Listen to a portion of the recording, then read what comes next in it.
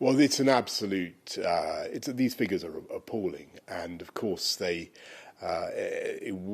think of the suffering that each one of those deaths represents to their family, to their friends, and I've got to tell you, Sam, there will be more to come, because what we're seeing is the result of the wave of the new variant that we saw, I think, just before Christmas. I think it was on the just the 18th of December or thereabouts that we saw it coming through, and it really has been a very big peak of infection. It spread very quickly, not just in London and the southeast where it began, but now in virtually all parts of the country.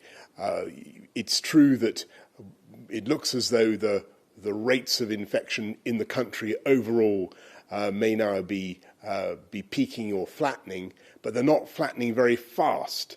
And it's clear that we must keep a grip on this.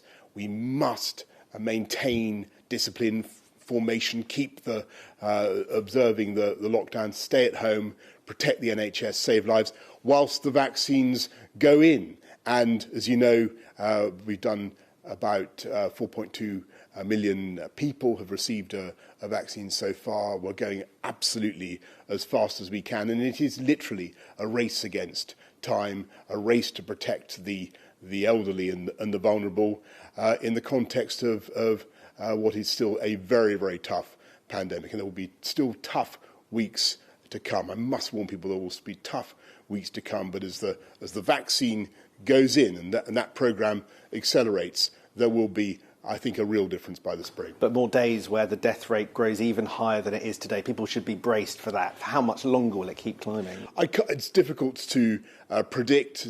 What we're seeing now is, I think, the result of those very high peaks of infection that you may remember from a few weeks ago now, a couple of weeks ago now. It tends to flow through in the way that we've seen over the last year.